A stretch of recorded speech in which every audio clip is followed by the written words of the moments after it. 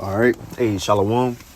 First and foremost, I want to give all praises, honor, and glory unto Yahweh, Bahashem, Yahweh Shai, Bahashem Rachak Wadash, and double honors unto the apostles and elders of Great Millstone, and as well as the men that taught them, and peace and blessings to all you Wakim Model, who pushing his word with all truth and sincerity, and as well as to all you believers out there who believing on the gospel.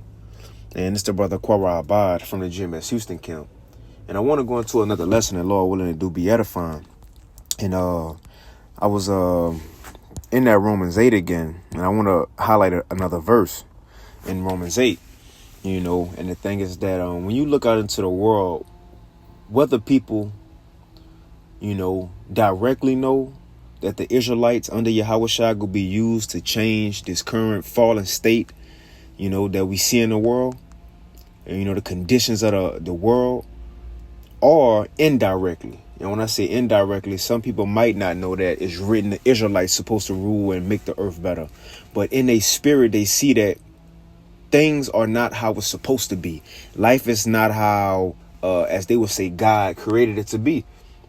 The water poison, the food poison, the air quality is horrible. Animals going extinct. People are suffering diseases, food shortages. People want to change, man. People want to change. And the thing is that according to the Bible, the change go come when the Israelites rule. You see, when the Israelites rule. But the thing is, who would have ever thought that niggas, Hispanics, and Native Americans, so-called, under our Lord Yahweh Shai, gonna be the benefit that the world need, man. Because think about it, in Salakia too, I'm over here by the job and people just started cutting grass. It always happens when we start a lesson, noise come. So I might pause it. Let me pause it. Fuck it. All right, we should be good now. But back to what I was saying is that people don't see even the small fact of us on the highways and hedges, so-called Negros, Hispanics, and Native Americans pushing the word. One, they don't want us out there because they offended by the word. 2/3 don't want us out there because they get cut and condemned. But nobody think what we doing is serious. Nobody take what the prophets and believers are doing right now as anything serious. Not knowing that the very works we doing that they hate and wish we stop is going to make their life better. The very things that we doing pushing this word that's going to bring forth the end is going to make all creation back to what it should be. Come on, man. Let's get this real quick. This is Romans chapter 8 and verse 18. And I'm going to read this in the NLT. Romans 8 and 18 in the NLT, and it says the future glory. It says, yet what we suffer now is nothing compared to the glory he will reveal to us later. For all creation is waiting eagerly for that future day when the Most High will reveal who his children really are.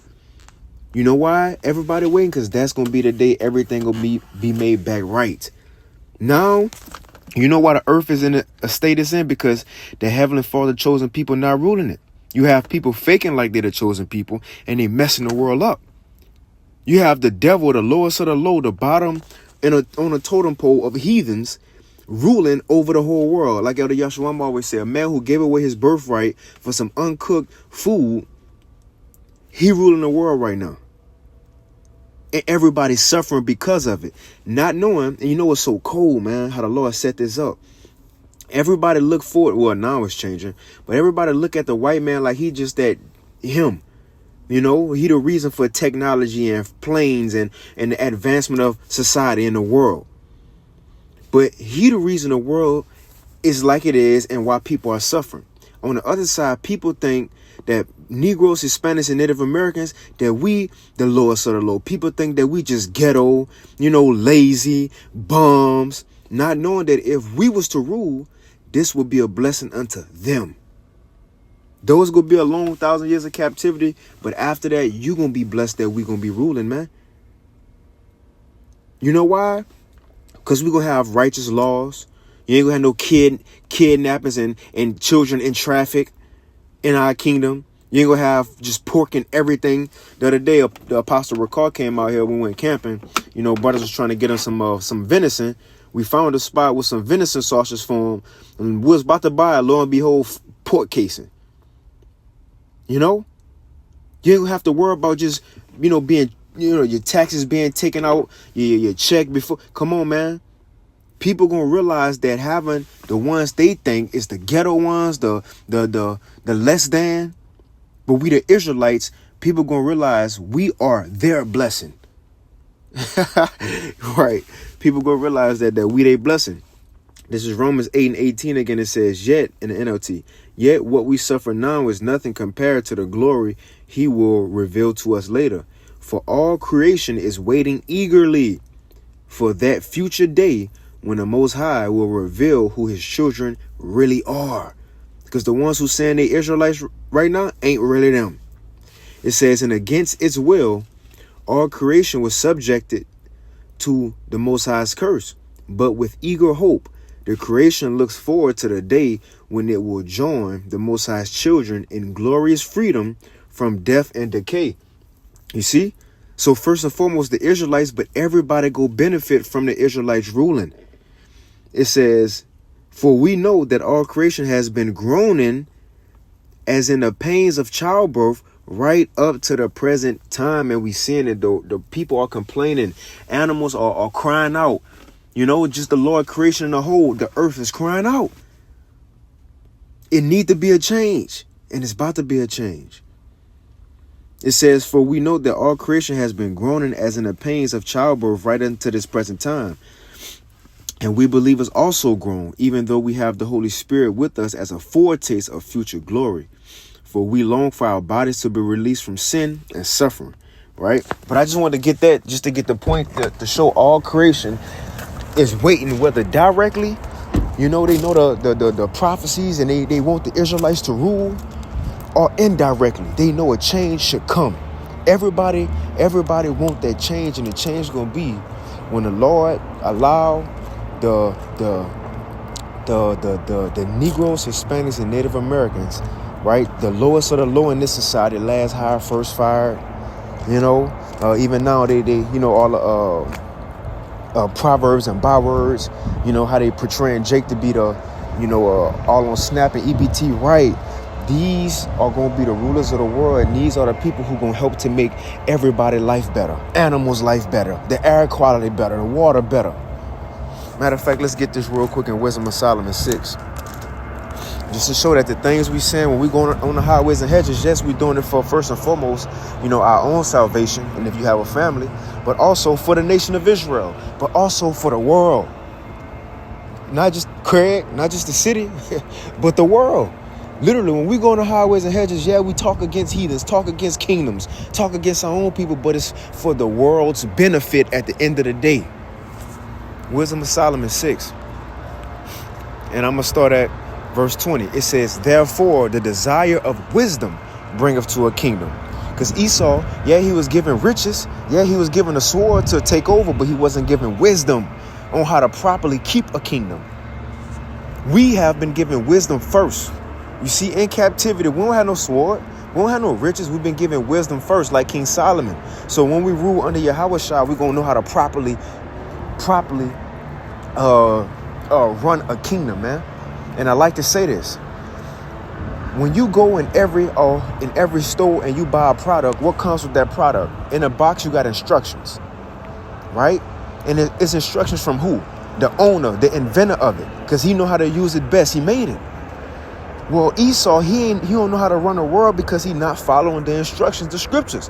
That's why it's going to be back into the hands of those who are profitable. Yahushua and 144,000. And you know what's cool about it? That's the man. That's the inventors of the world. That's the ones who created the world. So guess what? We going to know how to use it best. We going to know how to run it best. That's what we talking about, man. Let's read this. Wisdom of Solomon 6. Wisdom of Solomon 6:20. Therefore, the desire of wisdom bringeth to a kingdom. And if your delight then be in thrones and scepters, O ye kings of the people, honor wisdom that you may reign forevermore. Now check this out. So it started with us having wisdom, right? Going out and push this wisdom. But it says, verse 24, and the multitude of the wise. Who is the multitude of the wise? Those who have the wisdom. Those who had a truth, the 144,000, which they, that trickles down to the believers because they heard it. But it starts with the 144,000, those who was given the wisdom. Check out what it's about to say about those men who was given the wisdom. Although we seem like it's, we just, not a big deal now. And what we doing, we wasting our time. Watch what it say.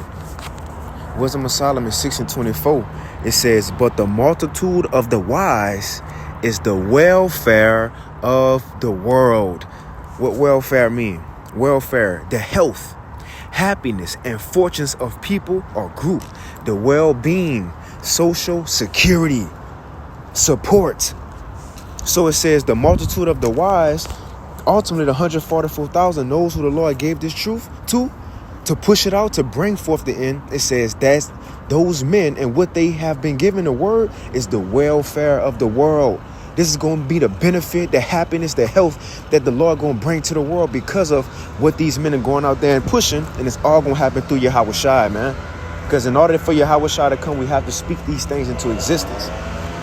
You see? Let me hurry up because they starting to cut grass and shit, man. But Wisdom of Solomon 6:24. But the multitude of the wise is the welfare of the world, and the wise king is the upholding of the people. Let me end it off on this. Right? Just to show once we rule, everybody go be at ease. Proverbs 29:2. When the righteous are in authority, the people rejoice. Right? When the righteous are in authority, the people rejoice. Like it said in Isaiah 14, the animals going to rejoice. The trees going to rejoice. Everything going to rejoice when the wicked fall and the righteous rule, man. But the thing is, people don't see that right now. People don't want the prophets on the highways and hedges, the Hebrew Israelites out there, not knowing us being out there going to make your life and your future better, man. You see that? Better. And that's what we talking about, and that's what we get. Proverbs 29:2. When the righteous are in authority, the people rejoice. But when the wicked bear rule, the people mourn. Everybody mourning right now. You see, so it's going to be a change, man. I'm going to end it right there, Lord willing. This lesson was edifying. I want to give all praise to Yahweh, Bashem Yahushua, Bashem Chakwadash, and with that, Shalom.